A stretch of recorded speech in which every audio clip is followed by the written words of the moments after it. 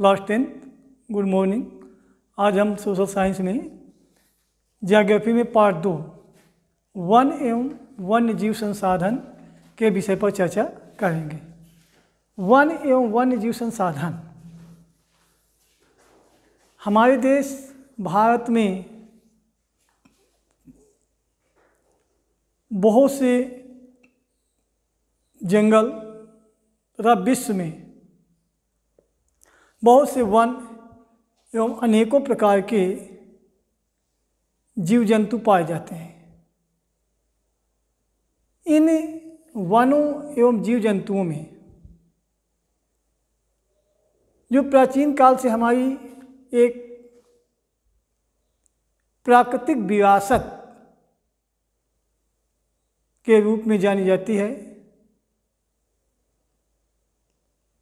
ये जो हमारी प्राकृतिक विरासत है, यानी जीव जंतु हैं, जंगल के या पेड़ पौधे हैं, इनका धीरे धीरे विनाश होता चला जा रहा है। विनाश क्यों हो रहा है? इनके विनाश का एक कारण है। कारण ये है कि पूरे विश्व की जो आबादी है दिन प्रतिदिन बढ़ती चली जा रही है।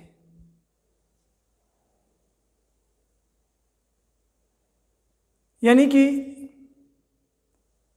आज से 20 या 25 वर्ष पहले जो देश की या विश्व की जो आबादी थी, आज के युग में हर जगह हर क्षेत्र में 2 गुने से अधिक आबादी बढ़ चुकी है। जब आबादी बढ़ी तो लोगों को रहने के लिए, मकान बनाने के लिए, अपनी आजीविका को चलाने के लिए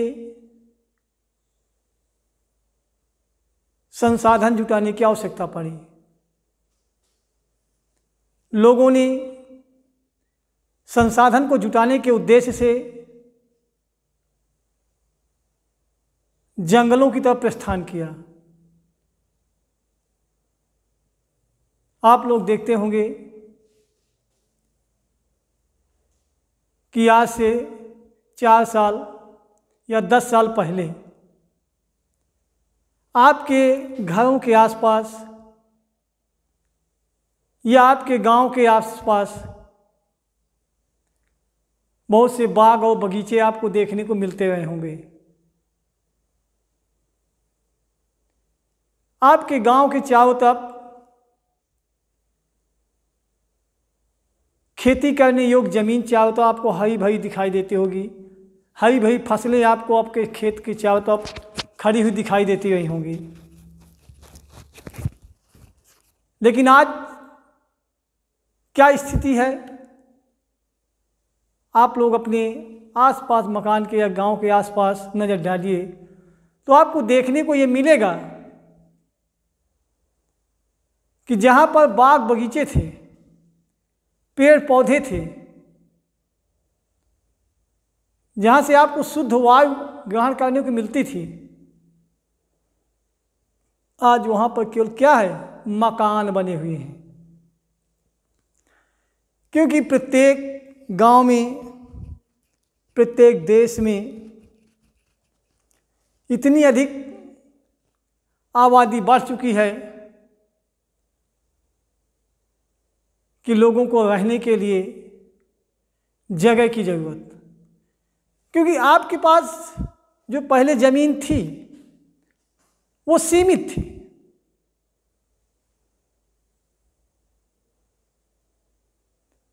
अब जब परिवार बढ़ा, परिवार में आपस में बंटवारा हुआ, तो लोग धीरे धीरे बाग बगीचों का विनाश किया, जंगलों का विनाश किया, वहाँ पर लोग मकान बनाकर रहने लगे या खेती करने के योग्य जमीन को बनाया।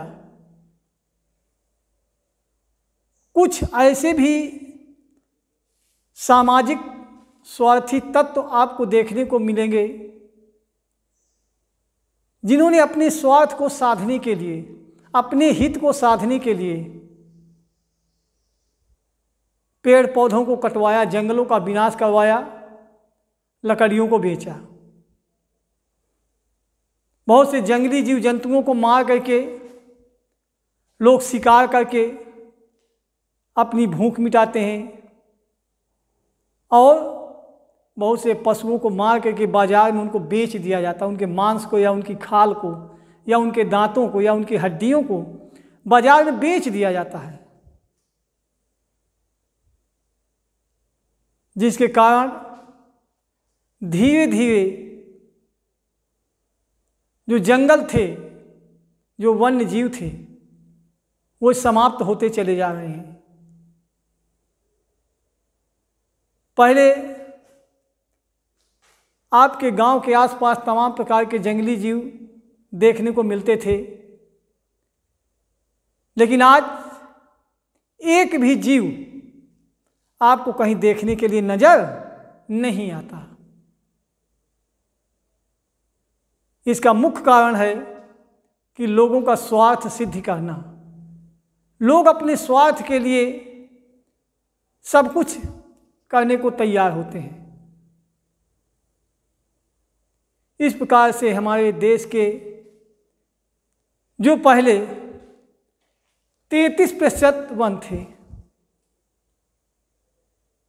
वो आज मात्र 23% बचे हैं।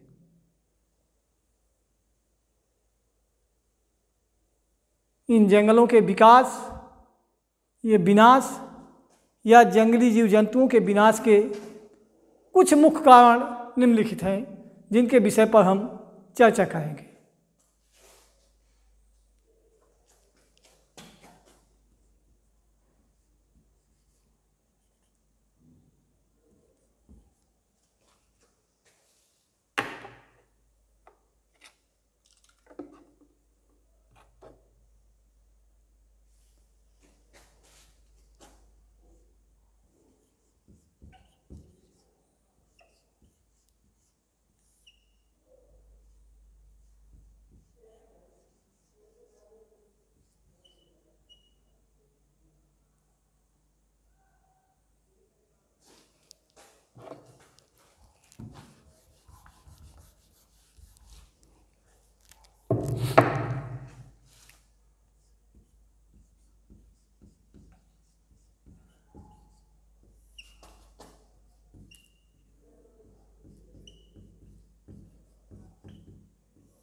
सामान्य जातियां,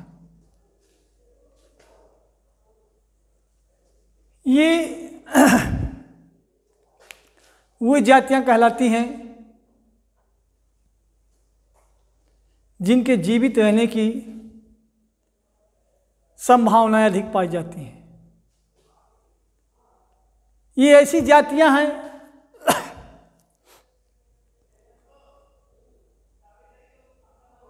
जो आसपास के वातावरण के आधार पर, क्षेत्र के वातावरण के आधार पर जो जातियां अपने आप को मौसम के आधार पर ढाल लेती हैं, ऐसी जातियों को सामान्य जातियों के नाम से जाना जाता है। इन जातियों के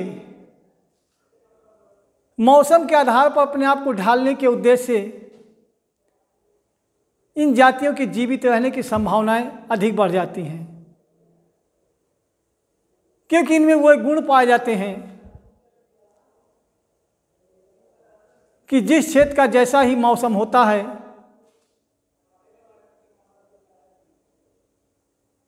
उस क्षेत्र के मौसम के आधार पर ये अपने आप रहने के लिए अनुकूल कर लेती हैं। और इनकी जीवन प्रत्याशा बढ़ जाती है। जो प्रजातियां क्षेत्रीय मौसम के आधार पर अपने आप को ढाल नहीं पाती, वो प्रजातियां विनाश की ओर अग्रसर होती हैं, अर्थात उन प्रजातियों का विनाश बहुत ही शीघ्र हो जाता है। कुछ जातियां ऐसी भी हैं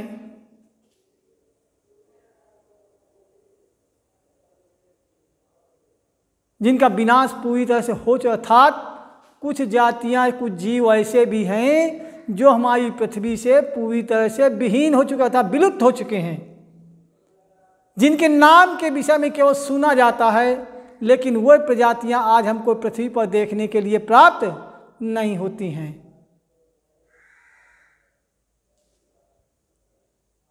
लेकिन कुछ ऐसे जीव जंतु हैं जो मौसम के आधार पर या क्षेत्र के वातावरण के आधार पर अपने आप को परिवर्तित कर लेते हैं। ऐसी जातियों के जीवित रहने की संभावनाएं अधिक बढ़ जाती हैं और ऐसी जातियों को ही हम सामान्य जातियों के नाम से जानते या पुकारते हैं।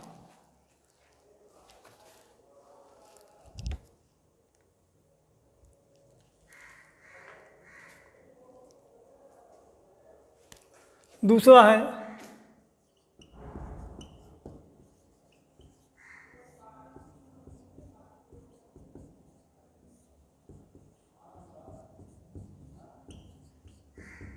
संकटग्रस्त जातियां।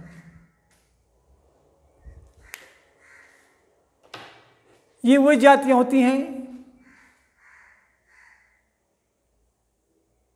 जिनके जीवित रहने की संभावनाएं बहुत ही कम होती है, अर्थात जो ठंडे प्रदेश की प्रजातियां हैं या जीव जंतु हैं, यदि वह प्रजातियां गर्म मौसम के क्षेत्रों पर पहुंच जाती हैं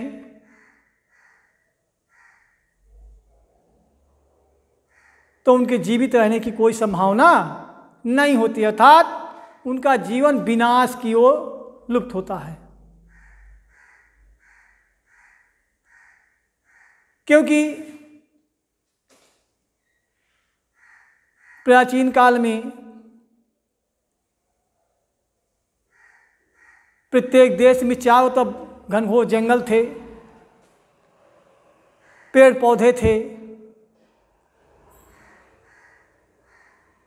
और जंगलों के जितने भी जीव जंतु होते हैं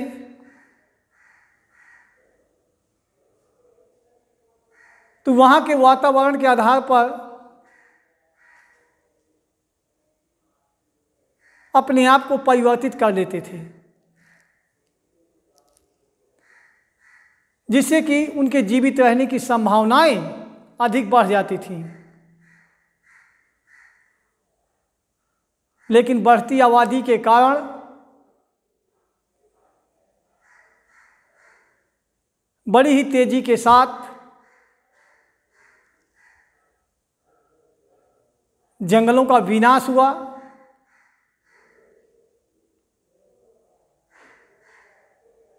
जंगलों का विनाश होने के कारण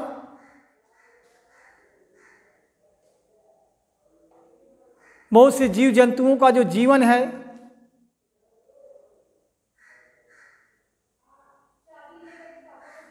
वो संकटग्रस्त होने लगा। संकटग्रस्त होने के कारण जो इन जातियों का जीवन प्रत्याशा है वो बहुत ही कम हो गई। जीवन प्रत्याशा कम होने के कारण ही हमारी पृथ्वी से बहुत सी जातियों का विनाश होने लगा, या कुछ प्रजातियां ऐसी भी हैं जो प्राचीन काल में पाई जाती थीं लेकिन आज वो जातियां बहुत ही कम मात्रा में इस पृथ्वी पर देखने को मिलती हैं। तो ऐसी जातियों को संकटग्रस्त जातियों के नाम से जाना जाता था। तो ऐसी जातियों को संकटग्रस्त जातियों के नाम से पुकारा जाता है। अगला है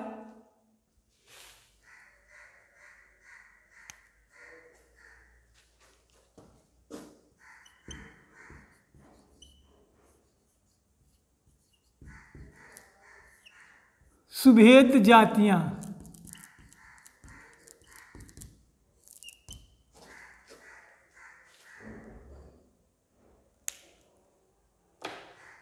अर्थात ऐसी जातियां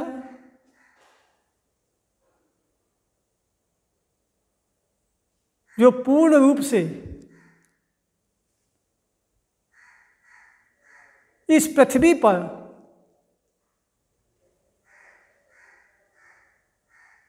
विनाश के कगार पर हैं।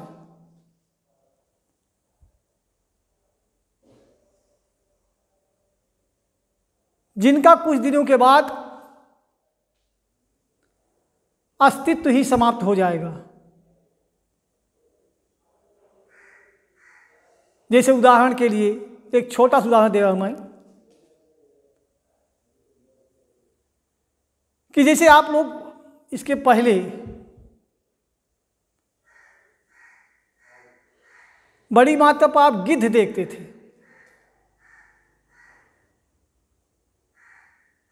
आपके गांव में या आसपास आपको बहुत से गिद्ध देखने को मिलते थे।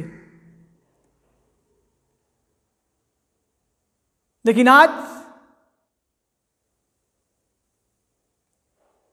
ये प्रजाति बहुत ही कम मात्रा में आपको देखने को प्राप्त हो रही है, क्योंकि इन जातियों के जीवित रहने के लिए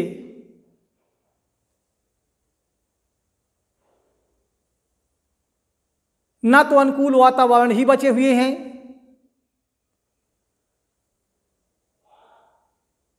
और न ही इन जातियों के भोजन के लिए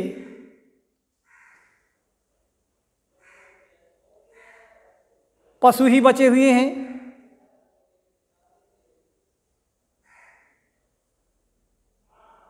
तो ये जातियां भूख और प्यास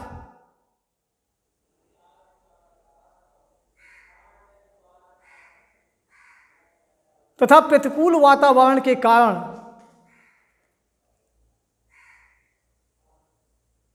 धीरे धीरे पृथ्वी से विनाश की ओर बढ़ रही हैं और कुछ समय बाद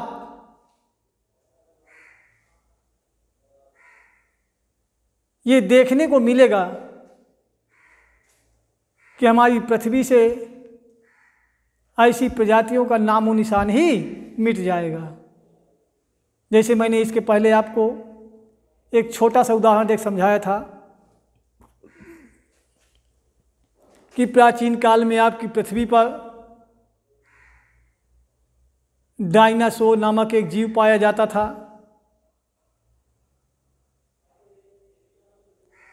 आज इस जीव के केवल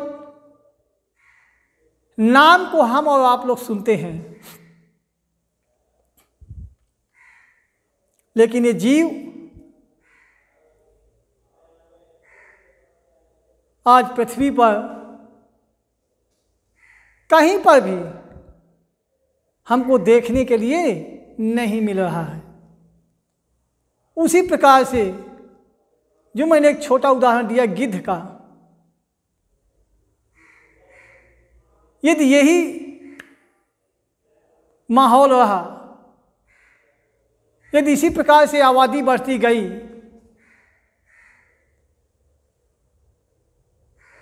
जंगलों का विनाश होता गया,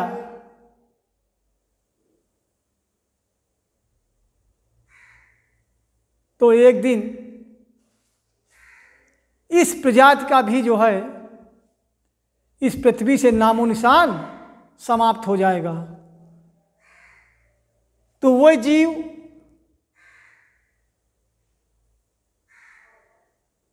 जिनके जीवित रहने की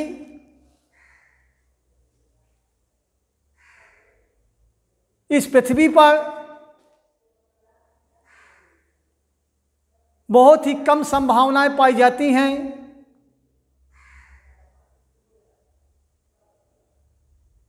या जिनका विनाश बड़ी तेजी के साथ हो रहा है, जिन जातियों का भविष्य में कोई अस्तित्व दिखाई नहीं दे रहा है,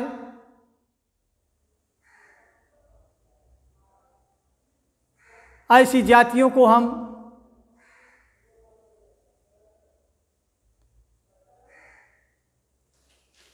शुभेद जातियों के नाम से जानते हैं। क्योंकि एक दिन ऐसा आएगा कि जिन प्रजातियों को हम अपनी आंखों से देखते हैं, अपने कानों से सुनते हैं, वो जातियां कुछ दिनों के बाद केवल हमको कानों से सुनने के लिए प्राप्त होंगी, लेकिन आंखों से देखने के लिए वो जातियां हमें प्राप्त नहीं होंगी। तो ऐसी जातियों को जिनका विनाश पूरी तरह से होने की संभावना है, उन जातियों को हम शुभेद जातियों के नाम से जानते और पुकारते हैं।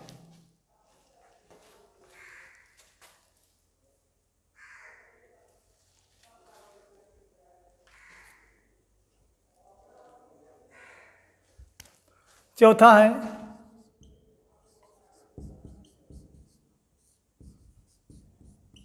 भारत में वन।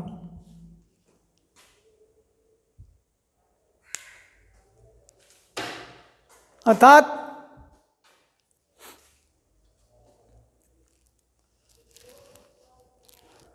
लोगों को,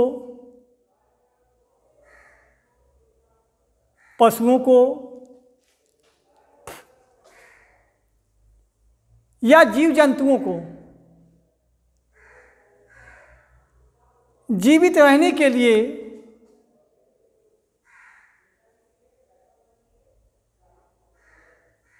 ऑक्सीजन की आवश्यकता होती है कि नहीं होती? क्योंकि जो पेड़ पौधे हैं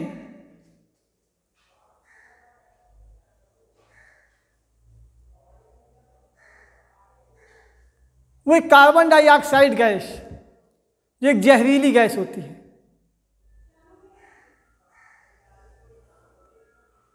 यानी जो पेड़ पौधे होते हैं वो कार्बन डाइऑक्साइड गैस को ग्रहण करते हैं,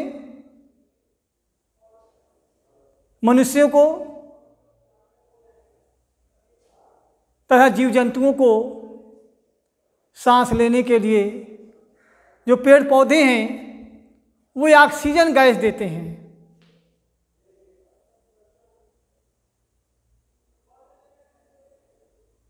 अर्थात जो पेड़ पौधे होते हैं वो दूषित वायु को दूर करके लोगों को जीवित रखने के लिए या जीवित रहने के लिए शुद्ध ऑक्सीजन गैस प्रदान करते हैं। लेकिन हमारे देश में आबादी इतनी तेजी से बढ़ रही है कि इस समय हमारे देश में मात्र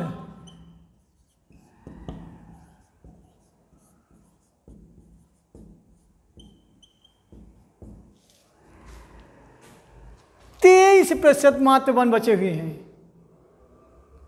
ओनली 23%।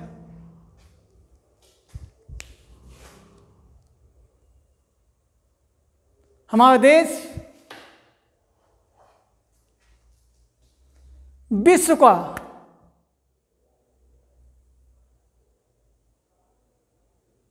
आबादी के क्षेत्र में दूसरे स्थान पर है, जबकि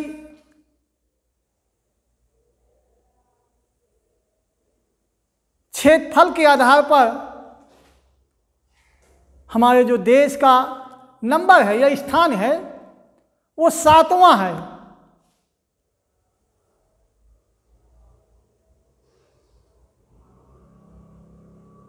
और यदि